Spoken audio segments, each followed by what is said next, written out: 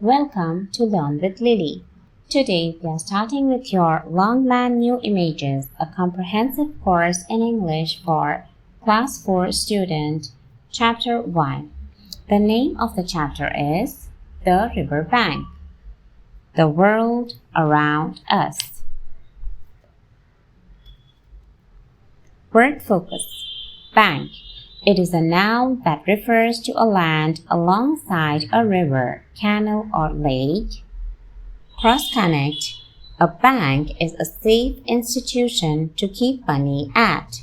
It offers various kinds of financial services. Now let's read.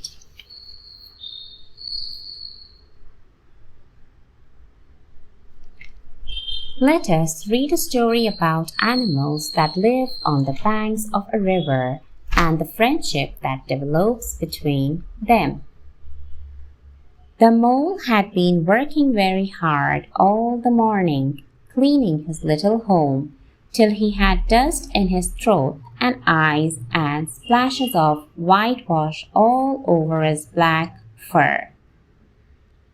Spring was moving in the air above and in the earth below and around him, penetrating even his dark and lowly little house.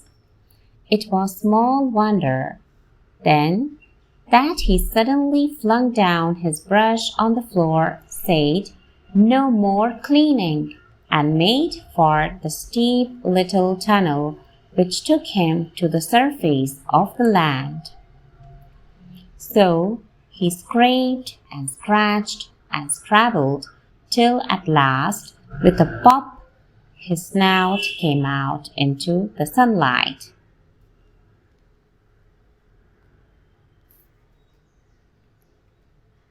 And he found himself rolling in the warm grass of a great meadow. He thought his happiness was complete when, suddenly, he stood by the edge of a full-fed river. Never in his life had he seen a river before, and the mole was delighted. By the side of the river he trotted in fascination. Later, when tried, he sat on the bank and looked across the river. A dark hole in the bank opposite, just above the water's edge, caught his eye, and dreamily he considered what a nice and a cozy dwelling place it would make for an animal fond of a riverside residence. Penetrating means coming through. Scraped means removed something from a surface. Scratched means rubbed something with nails. Scrabbled means tried to find or do something by moving one's hands or feet quickly. Trotted means moved or walked at a fast pace. Fascination means the state of being very interested in something.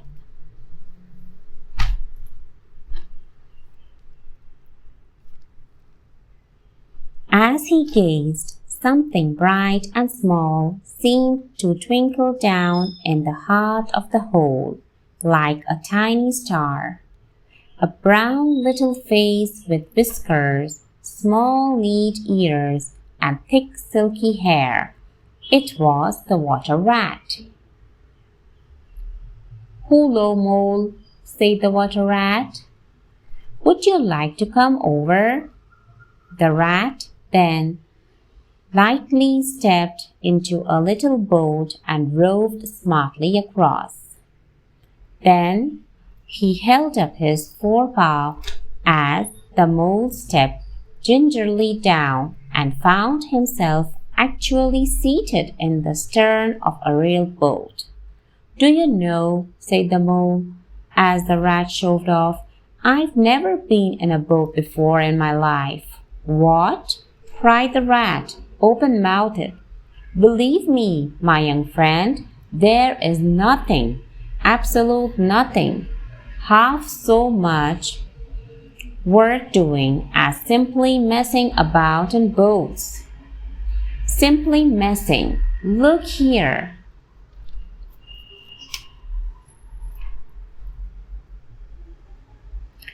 If you've really nothing else on hand this morning, we can drop down the river together and spend a long day on it. I have pickled gherkins, salad, French rolls, cress sandwiches, lemonade, soda water. Oh, stop, stop, cried the mole in ecstasy. This is so new to me. So, this is a river. The river, corrected the rat.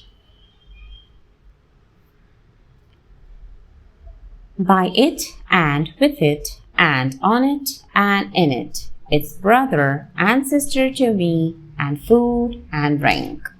It's my world and I do not want any other. What lies over there? Asked the mole, waving a paw towards a background of woodland. That? Oh, that's just a wild wood, said the rat shortly. We don't go there very much. We riverbankers, weasels, storks, foxes, and so on live in the wild wood. They're all right in a way, but, well, you can't really trust them. And that's the fact. The word meaning gingerly means in a careful manner. Stern here, rear end of a ship or boat. Messing here, enjoying boating and being on the river. Gherkins, small cucumbers eaten as a pickle. Cress, a leafy vegetable. Riverbankers here means animals who live on a river bank. Weasels means small animals with red or brown fur. And storks means small animals with long bodies from the weasel family.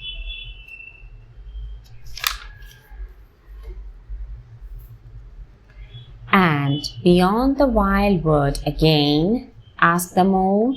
Where it's all blue and dim and one sees what may be hills or perhaps they may not be, and something like the smoke of towns, or is it only a cloud? Beyond the wild wood comes the wide world, said the rat. And that's something that doesn't matter either to you or me. I've never been there, and I'm never going, nor will you if you've got any sense at all. Don't ever refer to it again, please. Adapted from The Wind in the Willows by Kenneth Grahame. About the author. Kenneth Grahame was a Scottish writer famous for his work The Wind in the Willows. He wrote various essays and children's stories. Consolidate. Read and answer. A1. Choose the correct options to answer these questions. Put a tick mark. 1. Which season was mentioned in the story? Spring. 2. What was the mole's reaction when he saw the river? Delighted. 3. Where did the rat live? River bank. 4. Which of these food items was not offered to the mole? Burger. Answer these questions. You'll refer to the notebook. Question number 1. Why did the mole suddenly decide to stop cleaning and come out of his burrow? Answer. Mole suddenly decided to stop cleaning because he was tired. Question number 2. How was the mole's world different from the rat's world? Mole lived in a burrow under the surface of the earth, and rat lived in a burrow which was near a river bank. And question number 3. What did the water rat tell the mole about the river and the wide world? Water rat said that the river is his world and he did not want anything. He said that wide world is neither important for him nor for mole. A3. Answer these questions with reference to the context. Number 1. Would you like to come over? Who said this to whom? So, water rat said to the mole. What was the listener doing? The answer is, the listener was sitting on the bank of the river and looking across the river. Question number 3. What did the speaker do after he said these words? The answer is, the speaker lightly stepped into a little boat and smartly rowed across.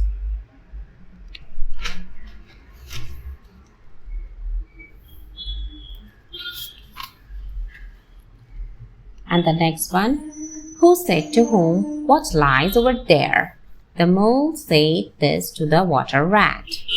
What place lay over there? Wide world and wild wood lay over there. Who lived over there? River bankers, weasels, stoats, foxes, etc. lived over there. So the next page. Read this sentence. Then he held up his forepaw as the mole stepped gingerly down. The highlighted word forepaw is formed by adding "for" before the word paw. A letter or a group of letters that is added before a word to change its meaning is called a prefix. For example, in, il, dis, semi, un, re, mis, im, di, inter, be, are, so on. Now read this sentence. He thought his happiness was complete when suddenly he stood by the edge of a full-fed river. The highlighted word happiness is formed by adding ness after the word happy. A letter or a group of letters placed at the end of a word to form a new word is called a suffix. For example, s, w-e-r, e-r, i-o-n, i-t-y, meant, ness, or, shen, ship, th, ant, ive, en, and so on. Now, make a new word by adding a suitable prefix given in the box to each word. Number 1, disobey. Number 2, irregular. Number 3, inactive. Number 4, immature. Number 5, illogical. And number 6, misplaced. D2. Fill in the blanks on the next page with the suitable words from the box, adding the suffixes as indicated in brackets. Number 1. Mr. Chandra is a remarkable cook. Number 2. Nobody likes Suresh much. He is very boastful. Number 3. The mother and daughter share a deep relationship. Number 4. It was very hot last night. I had a sleepless night. And number 5. He was missing the enjoyment of rowing a boat. Now read this sentence. He thought his happiness was complete when suddenly he stood by the edge of a full-fed river.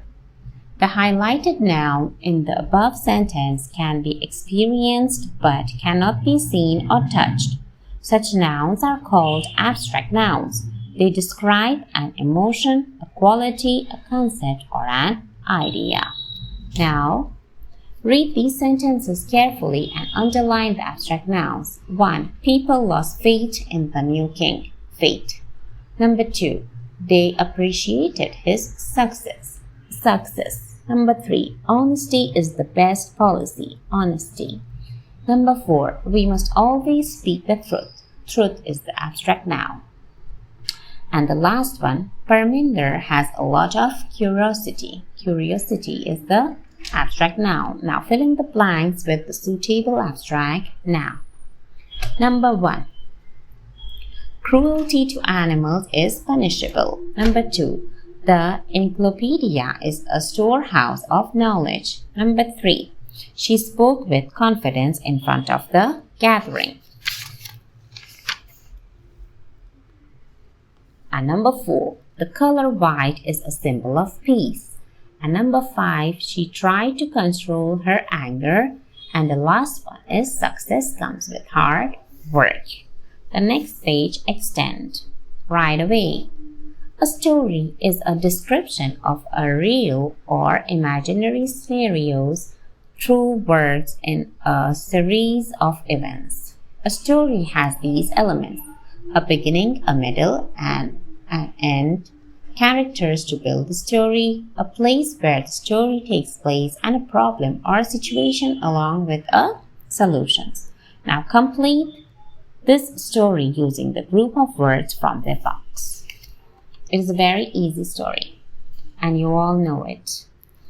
Once upon a time, a mouse woke up a lion. The angry lion wanted to eat the mouse. "Please do not eat me," said the mouse. "I will help you." "How can a little mouse help a big lion?" said the lion as he laughed. But he let the mouse go. Then one day the lion was caught in a net. He could not get out. The mouse was nearby and he saw the lion was in trouble. He immediately bit the net with his teeth. He helped the lion. The lion was now free. He was happy. So if you enjoyed my video, please do like, subscribe, share, and thank you so much for watching.